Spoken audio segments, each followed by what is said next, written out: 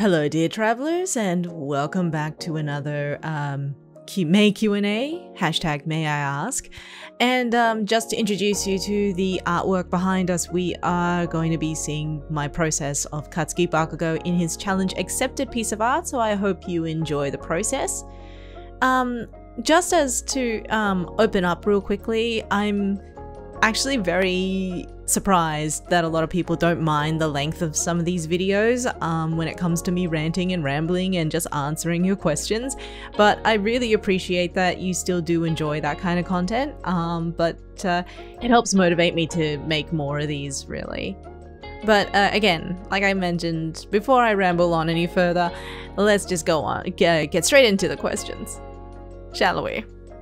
Amari had asked two questions, but I'm going to start with this one first. They had asked, really with the most recent Midoriya video, if the woman with the short teal hair was Mayday, as in the OC Mayday from the library. Why yes. Yes it is. This is the OC lore character Mayday, who hails from a ruined library overgrown with nature and the sort, so broken down buildings, like broken down walls and roots overgrown everywhere. You can refer back to some of her readings in the Affinity playlist for some background elements, or for you lore theorists out there, a refresh on who she is. Just so then, you know, we keep her in the back of our mind. I mean, there's a lot more that I haven't really released about Mayday herself, but I hope that she'll be sprinkled here and there with some of the videos ahead of time when Pan, of course, comes back into the picture. Tracy Comrade had asked 3 questions, I believe, so this is going to be a fairly long answer. I hope I can cover it as quickly as I can. They've asked, oh, first off, actually, they did say they requested maybe if there's more Tokoyami by any chance, and that they absolutely loved listening to the Shigaraki and Overhaul videos on this channel. Thank you so much for that. I really do have... I think when I get, like I mentioned in past videos, when I get into the zone for a character, I really start enjoying that timeline a little. But yeah, it takes a while for me to come back into it again. Otherwise, it's, if we do see Tokoyami, there is one that I wanted to write for him, but it's just a matter of getting back into that, I guess, piece of timeline back at Polismassa Bay, if you need a hint. But your 3 questions were regarding to what kind of strengths, I guess, the travelers have, whether, like, I believe it's how fast they could run, how much they could lift, how much stamina they might have, and also just a couple, and also about their alignments. So if people who know Dungeons and Dragons, there are alignments, and I know that there's a few things going around the memeage about it. Whether you're lawful, neutral, chaotic, good, neutral, evil. I will get to that as like the last answer because it is a fairly long thing to explain. Oh, as well as the physical strengths, actually. I take that back. But the most important one that I'd like to answer first is your question about Cutie's knowledge about OFA, and perhaps when Midoriya had confessed about OFA to them. Now, we'll start with that first. Cutie does know of OFA, as it is a secret now shared between themselves along with Bakugo as well, canonically. They've made a small mention of it in No Rest for the Wicked during the robbery when Midoriya rescued them from a spray of bullets. At the time, though, I didn't know how OFA would potentially grow as a quirk when Midoriya grew. I mean, this is of course before now the more recent chapters of the manga that have come out, so I actually assumed a slight Superman vibes when I wrote the fic, but this could evolve at some point in time. I mean, there have been even some, I guess, mentions of it in One Step Forward, actually, with Midoriya's OFA quirk, so there's a little bit of that too. There hasn't been a confession video, I guess, of Cutie learning about OFA, so at this point it is just assumed. So maybe that's another video idea? Maybe not. Now, for the physical traits such as speed, agility, strength, etc., it could be discerned from the timelines what each traveler primarily depends on, and it does depend on what they all do for a living. So,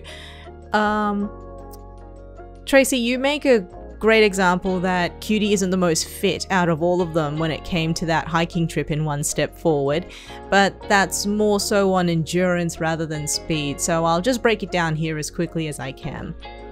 Cutie is a sniper primarily. They prefer to find an ideal position to make good use of their skills in a scenario. They can run at short bursts when needed, either to escape or to make a few pot shots when necessary, whether by sniper rifle or magnums. And I think there's a good example of that in, again, that robbery video with No Rest for the Wicked. They are fairly strong to carry a sniper rifle, whether it was dismantled or not on their person. So they can carry quite a bit of weight, but that's all that they are capable of doing. So stealth is their main priority. Twinkle Toes is a fit athlete, mainly from a military standpoint, as they are able to run long great distances. And with their quirk, they are able to utilize their environment when chasing criminals, such as parkour, as seen in the babysitting duty R video with Bakugo. So similar to how Chinese action scenes are filmed, such as Disney's Mulan live action movie, if anyone's watched it, that's the greatest example of how Twinkle Toes gets around. They aren't strong by any means, mainly in part that they reserve their concentration just to stay grounded without great help from any accessories unless required. But they are one of the more agile of the travelers. Love is primarily a long-range fighter, so they utilize a lot of their control in shooting water to keep enemies at bay or trapping them. And because they are similar to waterbenders in how they move, they concentrate more so in control rather than ferocity. Again, it is their body temperature that is a downfall, so they have to find means to keep warm to sustain their quirk and to keep up with the, their movements.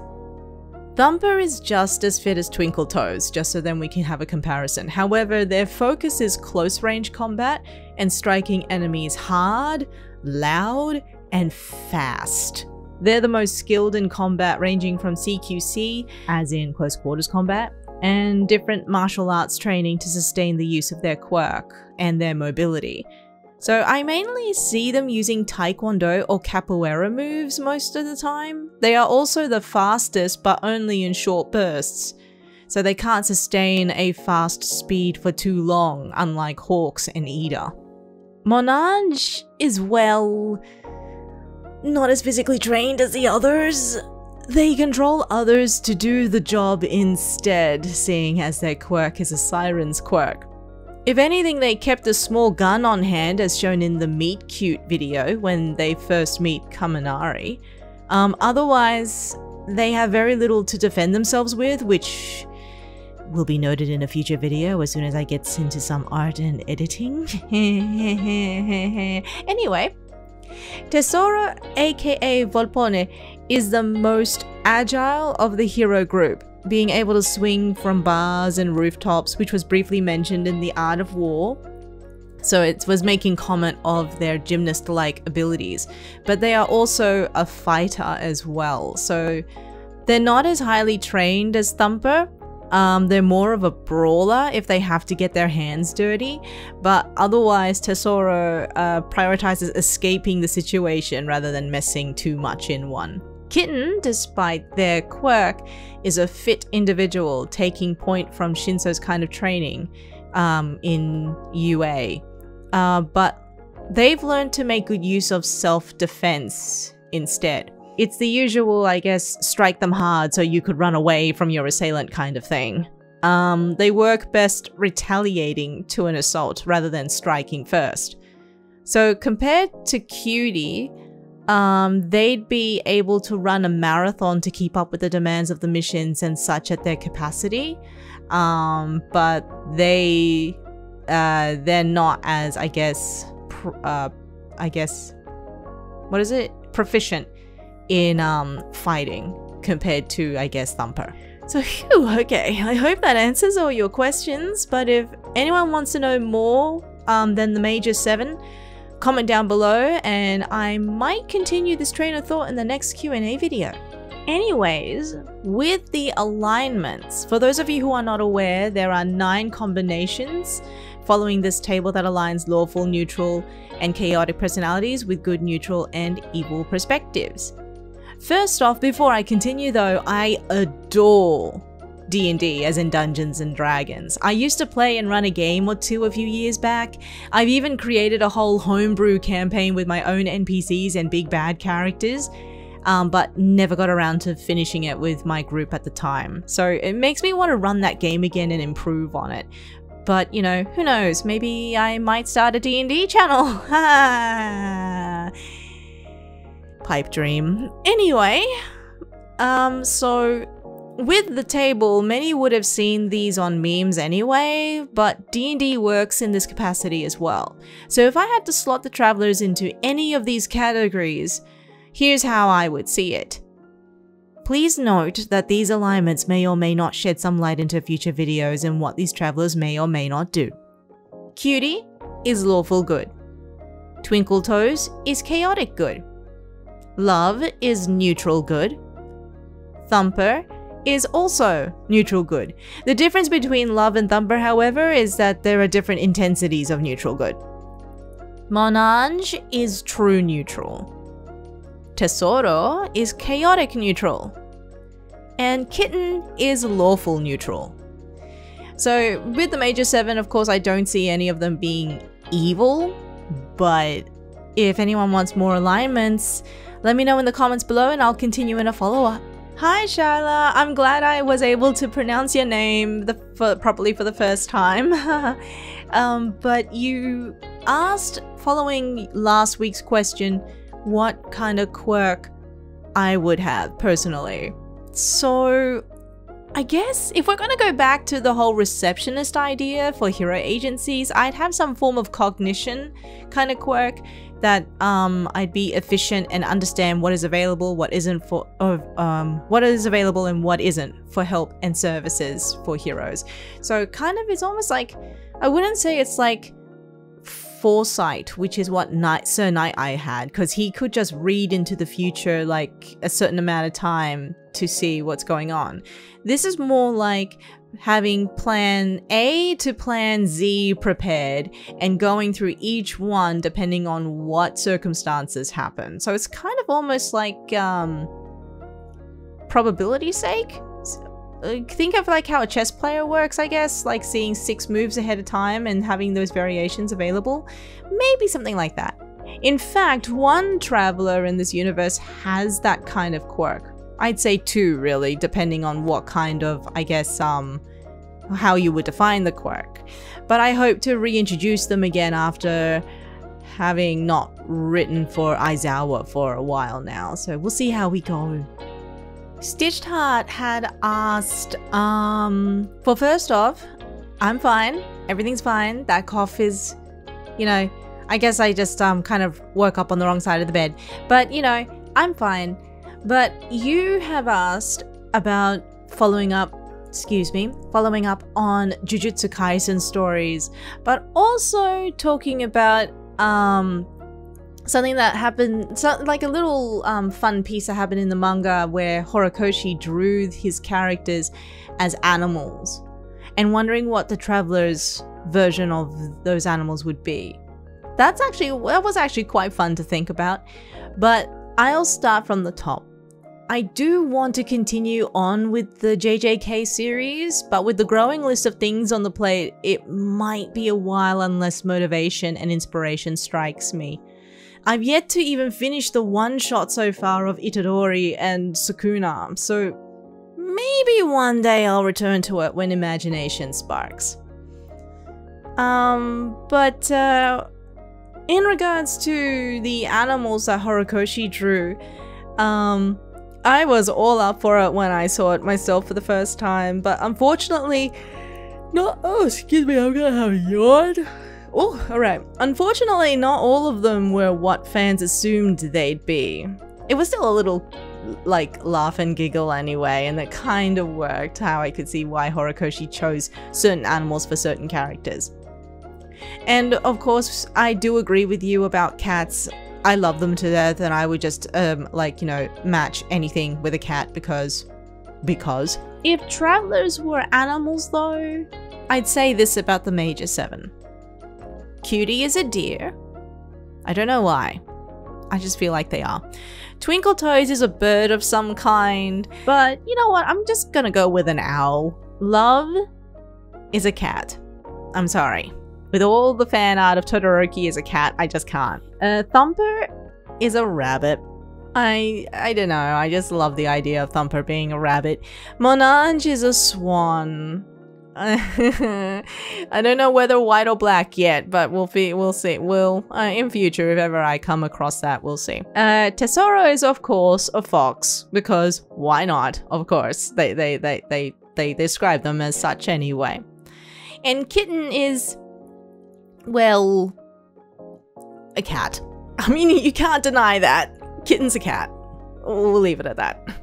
Amari's second question is, they wondered if they could get an eyeball or a ballpark, I guess, on the continuations of the villain AU.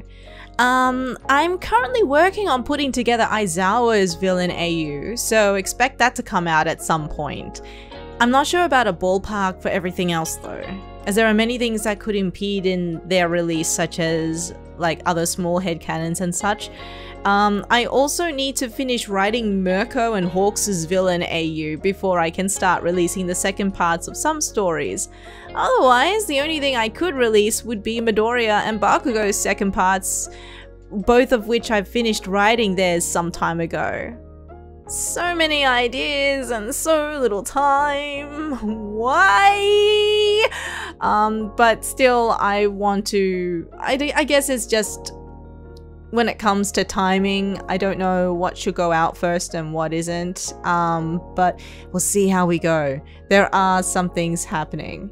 I am writing both Mirko and Hawks, but I'm also in the middle of writing Todoroki's second part as well. So it's just inspired me more now that, well, CQ has gone and meddled with a few things. So we'll see. Akemi has asked 3 questions. 1, wondering exactly who Traveler's best friends would be or who they'd consider to be close friends.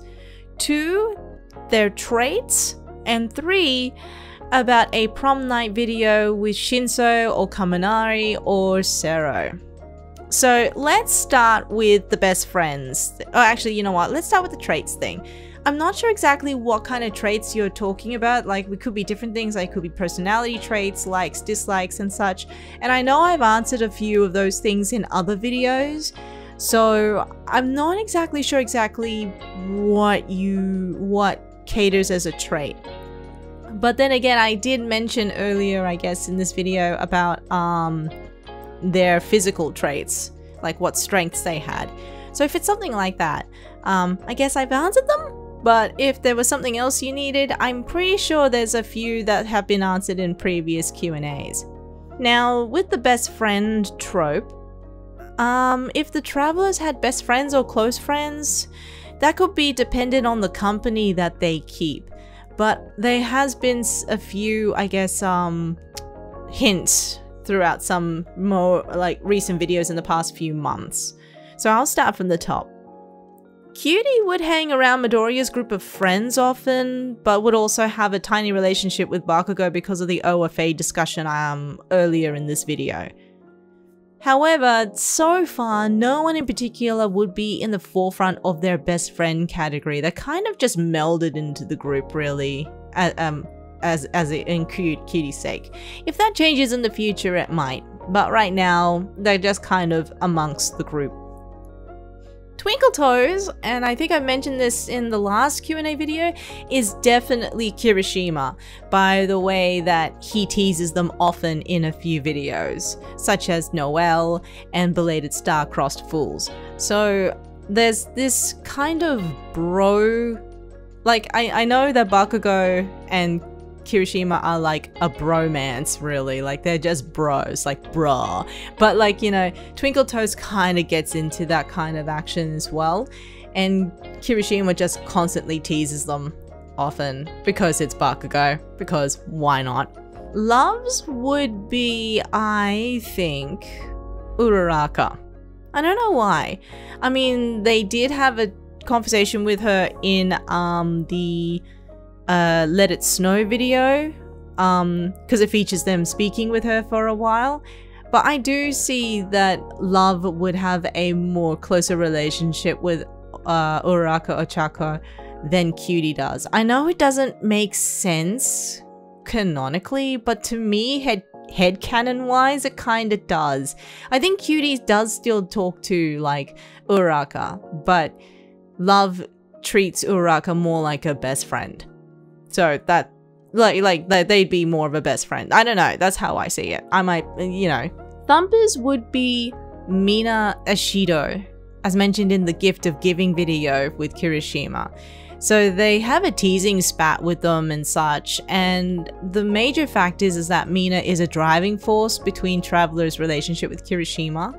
There is a video that, I mean, there is a, not a video yet. I've just completed writing something for Kirishima, but it's like a part 1 to their growing relationship with him. So that I'm a little excited to write part 2 because I did finish part 1 already, so yay. Monange's best friend, Monange has a thing about friendship, and following her following their timeline, you know, they kind of like a little iffy about trust. But if they were to have a friendship, they have one in Jiro as like their conversation in Carol of the Bells.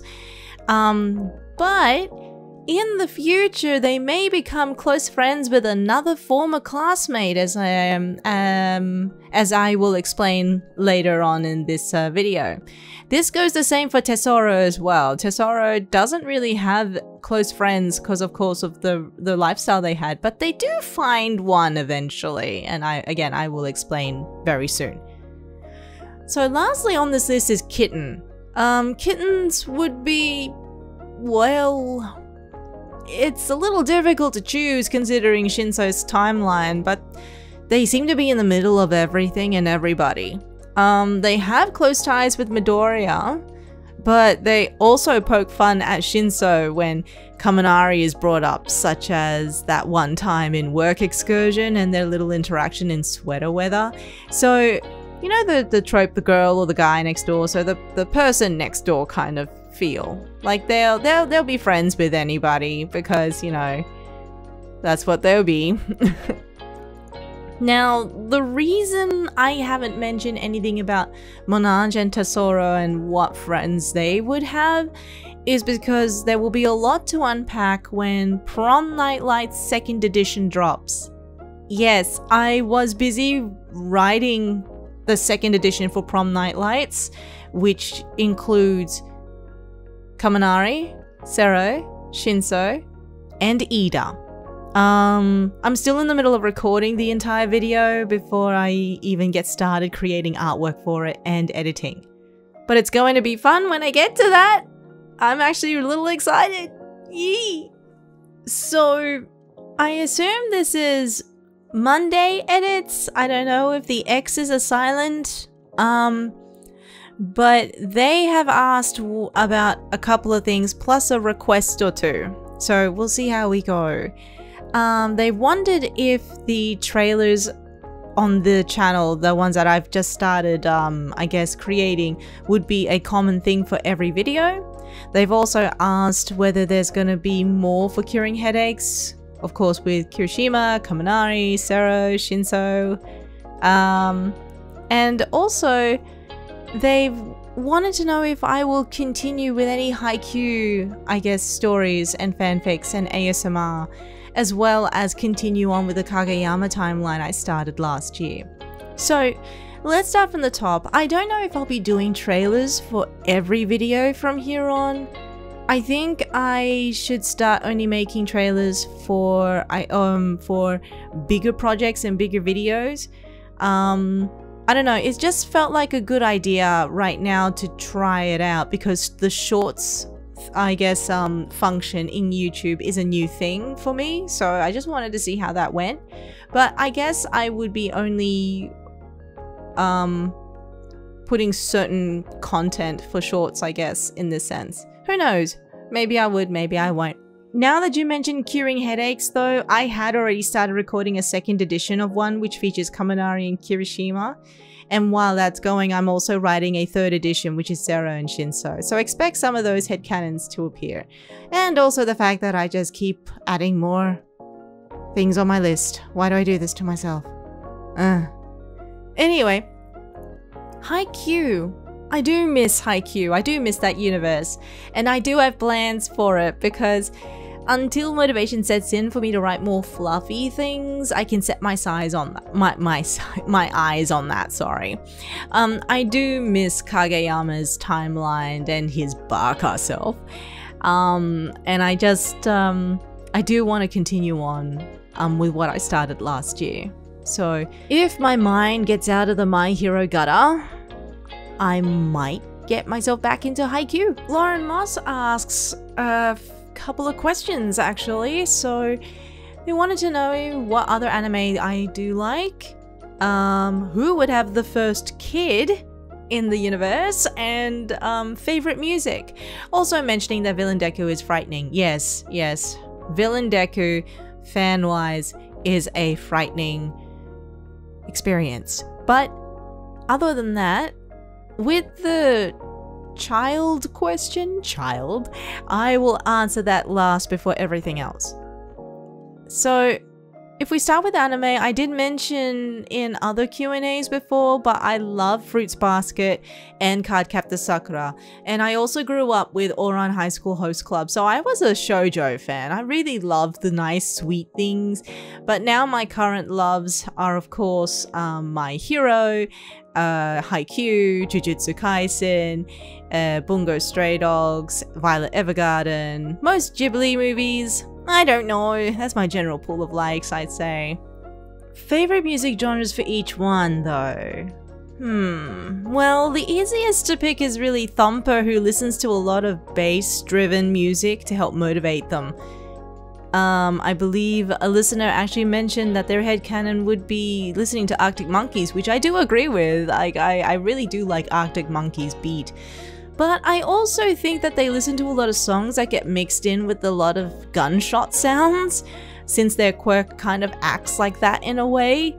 Like, here's a good example, I guess, if for any of those who want to experience the idea of what Thumper would listen to. So such songs like 16 Shots by Stefflon Don and Beast by Mia Martina, if you listen to them on 1.5 speed setting, that's the speed that they prefer to listen to. But also as a treat, have a listen to those songs at 1.75 speed. Now you can only imagine that that's the speed their super move would be acting at. Sorry, my imagination got the better of me. But if we continue on with the others, I'd say quickly at the top of my mind, Cutie would listen to a lot of rock, like a lot of heavy rock, maybe even branch onto heavy metal rock, which is funny because I mentioned earlier that if they were an animal, they'd be a deer. It's more that listening to that kind of music helps them think when they have to concentrate on aiming and precision. It keeps their mind from straying away from other things and just focus on the task at hand if they had to. Otherwise, they just enjoy listening to it. Love would listen to a lot of lo-fi tracks, like the ones you hear floating around in YouTube, and it's like similar to like the music you're listening to right now, actually.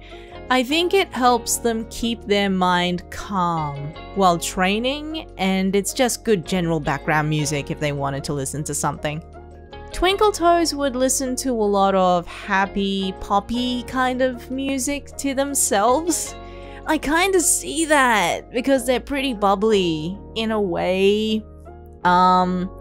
I just still wouldn't imagine them listening to it with Bakugo around. It might not be his thing. Monange ironically would listen to a lot of electronic music, like similar to Vocaloid songs. But I think that is due in part to their small stint as a virtual idol, and they've come to, like, I guess, involve with themselves into that kind of music, so they would just listen to that kind of stuff, I think. Tesoro would listen to either old Italian inspired or European inspired songs, like that they feel nostalgic. So such songs such as That's Amore or Que Sera Sera, so on and so forth. I don't know, I just think that they're an old soul at heart, really. And Kitten's just a lot like Love. They would just chill with lo-fi music as well. Both Love and Kitten are actually quite similar to some degree, but just a little. And now for the final question. If I had to choose who would have a child first out of all the travelers, well, it's not much of a spoiler or anything. I think it's more of a headcanon until, like, you know, unless my writing goes in a different direction. I can't help but think it would be Kaminari. But that's because I already have a headcanon that he would end up having 3. But timeline-wise, him being the first wouldn't make any sense, despite me gushing over the fact that he would have 3 energy-induced kids with 1 very exasperated traveler. I don't know, I just feel like that would be a thing. And it just kind of, it makes me feel all nice inside thinking about that. But you know. Audrey Plays had asked, what made me start doing ASMR videos and what inspired me? Okay, so this might be a long thing and I don't want to drone on about it too much. I did start this channel because I really wanted to do something that made me feel good and happy. So I wasn't really satisfied with my job at the time where I was, and it was a really toxic work environment. So I was always on edge and always stressed, and like the only time I had for myself was really just falling asleep in bed only to start another day again. But digressing from that, I enjoyed creating and making videos. So I started this channel to do that. I know it's been like a year and a half now. Maybe a year and 3/4. It's gonna be close to 2 years in some time. No, I think it's a year and a half. But I've grown since making this channel, like all creators do. There have been times I have made mistakes, but you know, I've learned from them to do better for the community and for ourselves. And it's taught me a lot about improving on a craft, whether that is writing, recording, or editing. And, well, heck, even my art had grown over a span of months, and I was surprised for that. I had, like, just as a note, I had drawn for years prior to this channel. It's just that I never got the motivation to pick up my tablet until I created this channel. Or, well, until I gotten into the swing of this channel, I guess. But it's been so long since I've ever picked up my tablet, like for years, and then now I'm constantly not without it anymore. It's a really nice feeling for me, but that's, I guess, from a creator's point of view. I'm not sure about inspirations though. I'd say I used to listen to ASMR channels before, because when consuming content on the 9 to 5 that I had, well, it wasn't really a 9 to 5, it was more like a 14 to 16 hour day, but I'd say I used to listen to ASMR channels because at the time YouTube was the easiest go-to to consume content, so it helped me get to sleep sometimes. It was kind of like a bit of escapism, so I thought, hey, I'll give it a go. Be productive. Although now that I think about it, ASMR is a bit of a grey area because all I do is actually read. It's not really a role play in a sense. I know a lot of people have questioned that too. I don't exactly make like sounds in the microphone like, you know, like how most ASMR channels do. I just read, I just use my voice, and it's actually taught me to actually try to enunciate better and try to speak slower if I have to. I mean, if anything, I'm like a fan-based audiobook creator now, but you know, maybe. I don't know. Don't judge my logic. And Nat Cat had asked, who is my favorite My Hero character? Well, that's easy. I started with Kirishima, and he'll always be my favorite ball of sunshine with a crippling fear of low self-esteem. However, I have a small handful of characters that I love from the show, and most probably because I related them to some degree. Firstly, there's Kirishima for the reasons I explained earlier, but following him are these fellows. Shinso, because I relate to his exhausted and tired self and his determination in being greater than what people say he is. Bakugo, because, well, Bakugo. And anger issues. And the fact that he grows as a character and develops to become a better person, and I love that in his character arc. Kaminari, because despite his comic relief some of the time, he's the constant ADHD that masks this intelligence he holds.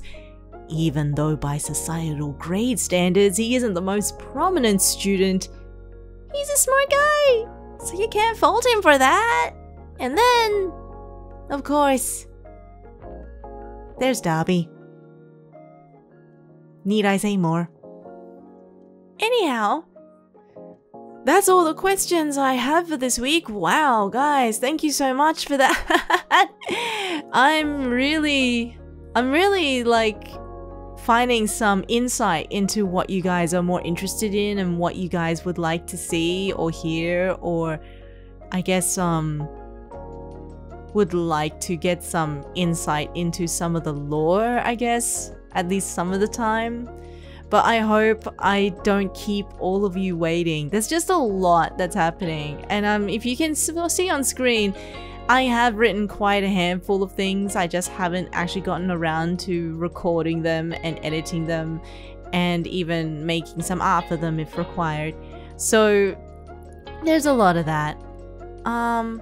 I do hope that I do get into the other fandoms. I know I've said that a few times before. But like I said, my head's in the My Hero gutter and it's not leaving anytime soon. At least I hope it leaves sometime soon. At least like you know, take a holiday somewhere else. That's what I want. I mean, I want to write this one scene where, you know, you spot Seek in Haikyuu, and I want to do that. And why can't I do that? I don't know why. I mean, I'm also still writing Fruits Basket and Ouran High School Host Club too.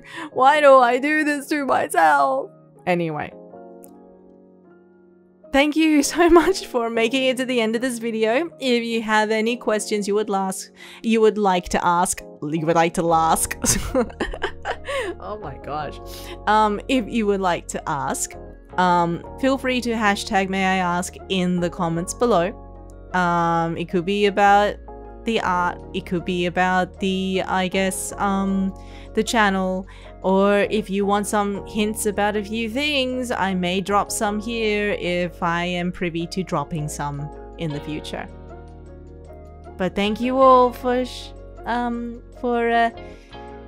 the support, I guess. Thank you so much for supporting me and for motivating me in creating this content. Hashtag MayIAsk. Keep asking.